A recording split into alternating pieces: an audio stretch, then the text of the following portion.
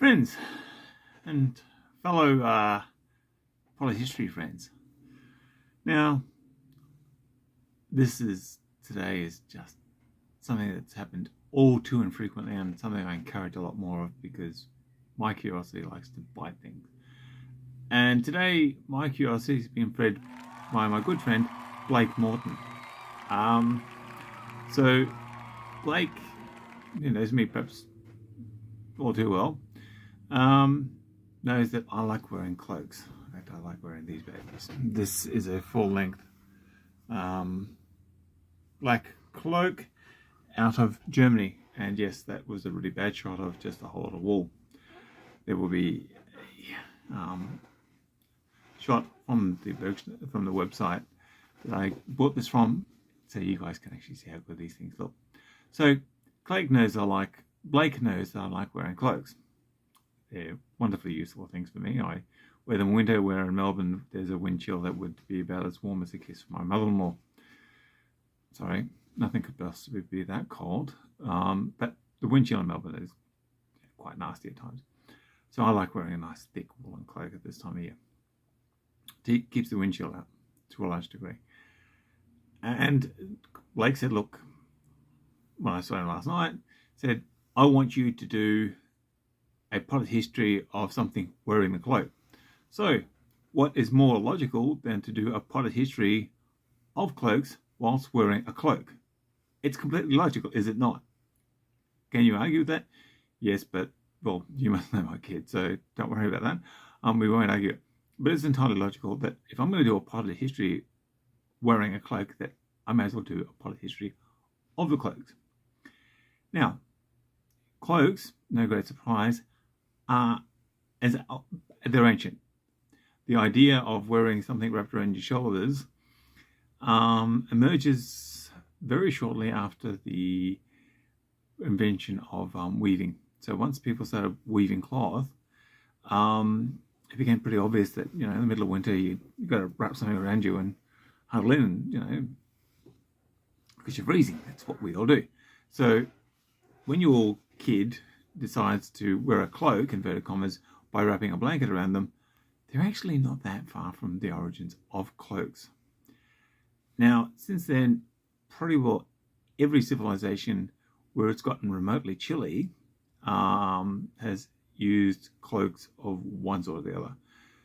If a place gets frost in the morning, you can pretty well guarantee that there's going to be a cloak at some point in the history of that particular region. So the ancient Greeks wore them, the ancient Romans wore them, the British were wearing them, the Vikings were wearing them, even the Aztecs, because Mexico City's up in the hills and can get a bit chilly, even the Aztecs were wearing them. And essentially what you're seeing now is the final design.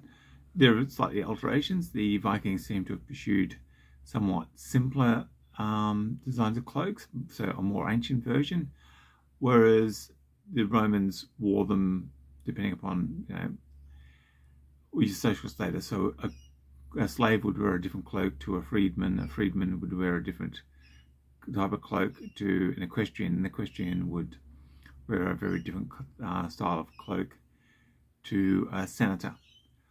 Apart from these obvious social distinctions, cloaks are they're egalitarian wear, because, I have this black length cloak, and I know for a fact that Blake's girlfriend Sally has a nearly identical version of the cloak that I'm wearing, and she's all of 152 centimeters tall, 155, correct me if I'm wrong, Sally, and I'm closer to 6 foot, I'm 183 centimeters, and she got her cloak from the same place as what I got this one because I bought it for her. So I know these things. And the cloaks, the design, like I say, apart from certain, stylistic differences and social differences, and the Vikings really going for the simpler version, they stay about the same until, of course, as so often, there's a lot to be blamed on the Victorian era in England, because the British, once they got their bloody empire, started getting all snooty about it and started really messing with the cloaks. The advent of the Industrial Revolution enabled basically the cloaks to be much better made. The cloth was a higher quality, and they were able to pretty well make cloaks an all-weather event. This cloak happens to be pure wool, and I assure you, when it gets wet and when I wash it, it weighs a ton. So the British were able to, in the mid-19th century and that, introduce essentially all-weather cloaks. And due to the sudden spike in technology, all of a sudden they were really, they began to play with their dyes. There were all sorts of different colours put in, and cloaks really stay as an essential item of clothing in the colder regions of the planet up until about the early 20th century. And then for some reason, absolutely lost on me, because I think that cloaks are an absolutely pragmatic and very practical item of clothing. Apart from just looking absolutely stunning, cloaks have fallen out of fashion. They are often found in LARP, as in live action role playing, which I must well and truly state here, I'm not a LARP. I wear this one, and there's a wool tunic from Bergschneider, which is right in Germany, where I got it from, simply because, well, I like being warm in winter. I've worn these combination of cloak plus wool tunic in the middle of an election campaign in June, and people are going, "Oh, gee, you're a magician," or "Hey, Vader, haha." That would be original. And I said, "No, I'm not a magician." "Oh, so why are you wearing the cloak?" And he said, "Well, you may have noticed with 2 layers of wool here, I'm pretty toasty. The guy beside me wearing the regular jacket is freezing his tush off." So that's basically a very potted history of cloaks. There are, however, some cloaks do not have hoods. Mine actually does. So if I'm out for my morning march, I am known to wear this baby with the hood up on a frosty morning. And I'll finish this with a little giggle as I put my hood back down.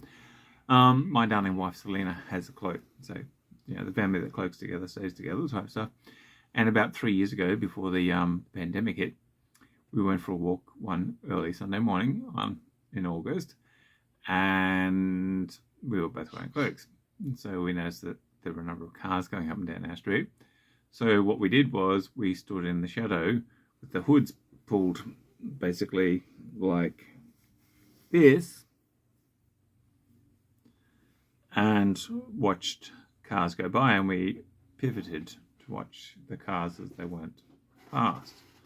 And one poor guy, and we're staying in the shadows under trees, so we're not entirely visible, got up out of his car, saw 2 cloaked, hooded figures staring at him, and damn well near had a mess to clean up. He certainly went in and changed his underwear.